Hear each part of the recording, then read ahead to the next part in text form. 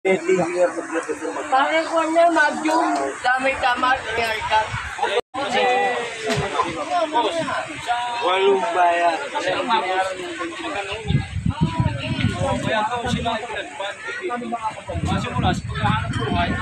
Pero yung tanong ko lang po kuya, yung paghuhuli rin po ba ng isda dito?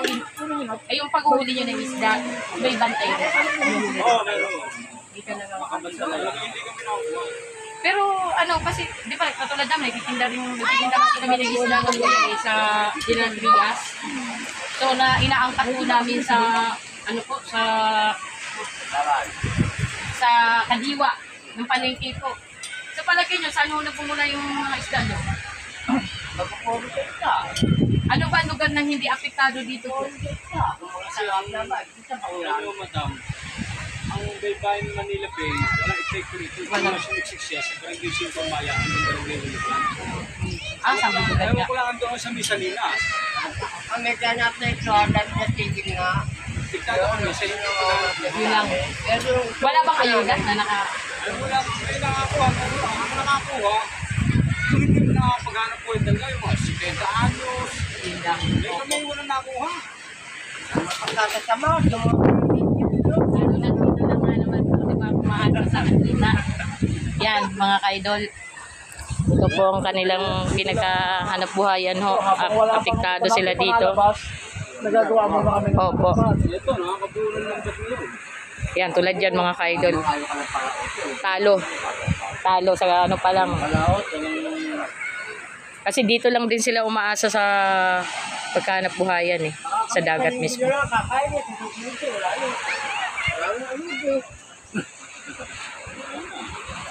Yan ang mahirap. Ano sinabi nilang is, kumaranan lang is, pinatisi na kami. Ah. Ito yun, may walong bayan. Yung bayan. July 25. Dito, apektado.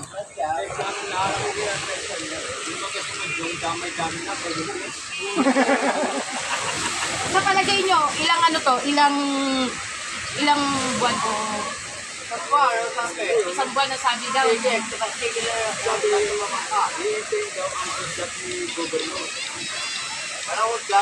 Dapat ano, sa Chile, dapat sa ganyan may ayuda naman sila kasi dito lang sa liha. Meron inaasikaso rin naman nila. Pero meron kang mga malakaya ngayon, dalang-dalang pa. Hindi sila makapunta rin sa mga house. Nakasakay ng mga Oscar. Opo, oo. Ah, may mga Coast Guard din pala dito, ano? Malapit. Sasabay na. Abot pa na ulaan mo dyan. Opo. Kasi ando kasi lang kasi malapit sa kami. Kasakot ang kami. Kaya kami po ay malapit. Yun, natin ito yun. Malayo pa rin ngayon. Ang layo. Layo nga, ano? Ano yung mga part na doon, kuya? Bataan na yan? O, yan, mga ka-idol. Kita ninyo. Andun ang langis sa Bataan. Doon mismo tumagas.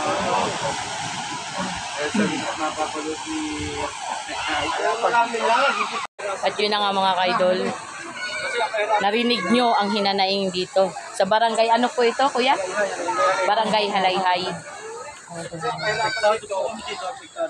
Lahat sila dito apektado. Oh. Hindi nila inista. Kaya ganito, hindi nakakuha mo. Sulat nyo. Yung, araw gabi nalabas ka bago na ulo. Yun nga mahirap. Ang linis nga ngayon ng dagat at magalaw, ano? Ang mawala yan, sa ikaw meron kang operation sa atin. Apo. Mawala ko na, pero pagkasas, rin natin. Pagkat yung tinagin ng malabo, malinis yan. Ang maluwag yung silagat, yung malinaw, matigil. Wala na. Wala na bang basura na pareho lang ng yung Saan ba kayo nauwi? Diyan, 3 years po ako, sir. Oo, paano lang po ako para po na sana i-vlog ang barangay dito ng Halayhay. Halayhay. Opo.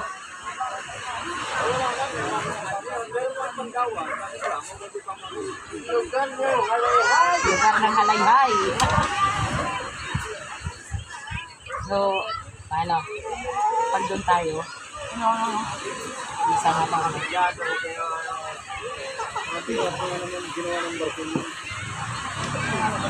Mahilig po dito, ano? Hanggang gabi. Araw, gabi na kami nagkagawa nito. Pero safe naman po dito. Safe naman. Halimbawa, katulad namin, kami dayo lang po kami.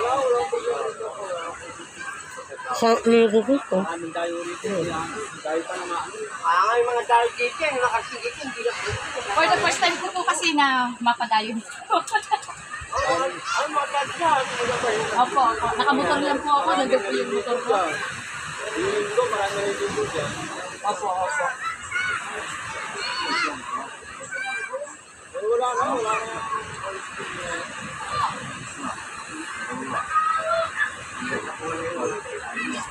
Ito ang pinakakita dito. So ngayon mga idol, narinig nyo ang hinanaing ng mga tao dito. Hirap kasi umaasa lang din po sila sa pag-iisda.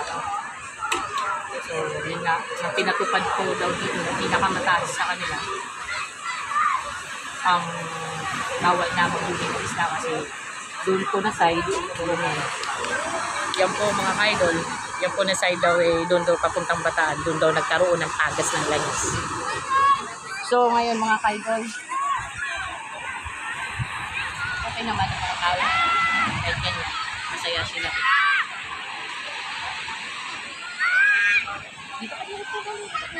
Dito ka sa akin naman. Harap na ka ng camera.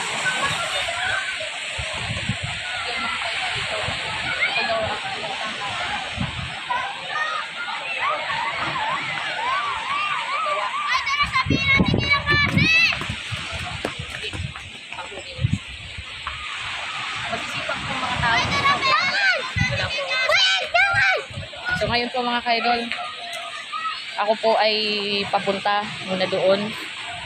Yun mga kaidol. Papunta ako doon mga kaidol sa ano na yan. Titingnan naman natin kung ano meron din doon mga kaidol. At magpapalam po.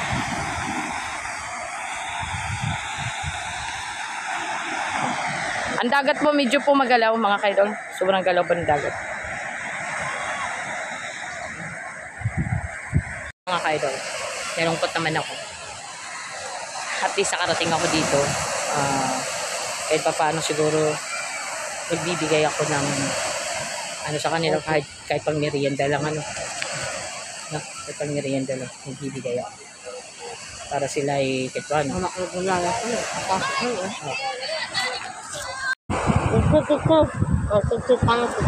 Patay tayo yan, hindi mo kinunan pala.